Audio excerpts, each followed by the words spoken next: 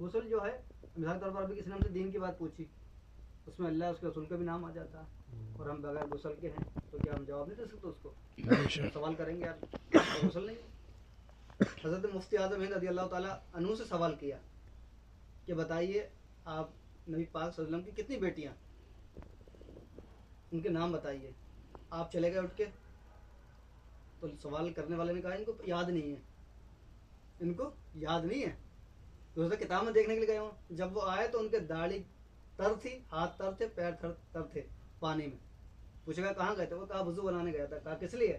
کہا میں نہیں چاہتا کہ بغیر وضو کے نبی کی بیٹی کے نام دوں.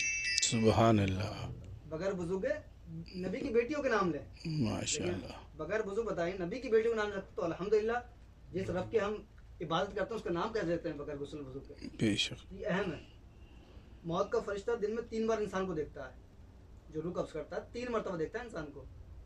اگر اس کے چہرے پر دیکھتا ہے، وہ دن میں جو 12 گھنٹے ہوتے ہیں اجالا رہتا ہے، فی الحال کبھی ٹھنڈ میں کم گھنٹے رہتا ہے اور گرمی میں زیادہ گھنٹے رہتا ہے، تو 1 ڈے میں 3 ٹائمز، یعنی کہ ایک دن میں 3 بار وہ موت کا فرشتہ ہر انسان کو صورت دیکھتا ہے. اگر کسی کے انسان کو چہرے کو دیکھ کے اسے لگتا ہے کہ قسمت کا رزق ختم ہو گیا ہے تو وہ اس کو روح قبض کر لیتا ہے. روز دیکھتا ہے دن میں 3 بار، ہر شخص روز ہر شخص کو دیکھتا ہے. فرشتہ کتنے ہیں؟ ایک ہی فرشتہ ہے، حضرت عزرائیل علیہ السلام جو روح قبض کرتے ہیں. وہ دن میں ہر بندے کو 3 مرتبہ دیکھتے ہیں. بتائیے دنیا میں کتنی بے شمار ہے. بہت اب اس میں دیکھتے بھی ہیں اور روح قبض بھی کرتے ہیں. دیکھا نہیں دن میں کتنے مرتے ہیں. بے اللہ شک، تعالیٰ نے یہ طاقت دی ہے.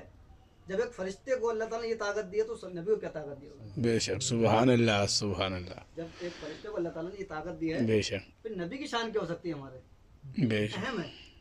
جب ہمارا وضو نہیں ہوگا، غسل نہیں ہوگا، تو اللہ تعالیٰ کے بارے میں دعا کریں گے، قبول نہیں ہوگی. ایک شخص نبی پاک صلی اللہ علیہ وسلم کے دور میں بڑے گڑ گڑا کے رو کے دعا مانگ رہا تھا. آپ کا صحابہ گزر ہوا تو نبی پاک صلی اللہ علیہ وسلم کی بارگاہ میں صحابہ عرض کرتے ہیں یا رسول اللہ یہ تو بہت اللہ کی بارگاہ میں عاجزی کے ساتھ دعا کر رہا ہے. اللہ کے رسول نے فرمایا نہ اس کی دعا قبول ہے نہ اس کی عبادت قبول ہے. کہا کس لیے؟ کہا جو یہ پہنے ہوا ہے یہ بھی حلال کے نہیں ہے اس کے، اور جو اس نے کھایا وہ بھی حرام کا لقمہ کھایا. استغفر اللہ، تو مطلب یہ وضو کو لے کر کے اور حلال رزق کو لے کر کے انسان کو بہت چوکنے رہنا چاہیے. بس ایک بات یاد آ گیا مجھے حلال رزق کو لے کر کے. ایک رکشے والا تھا، بڑا حلال کی کمائی کھاتا تھا، حلال کھاتا تھا، وہ کبھی اس نے حرام کو نیوالا نہیں کھایا.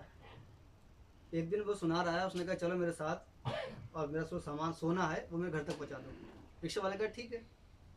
تو اس نے سونا رکھا اس پر اور رکشے پر اور بٹھا لو.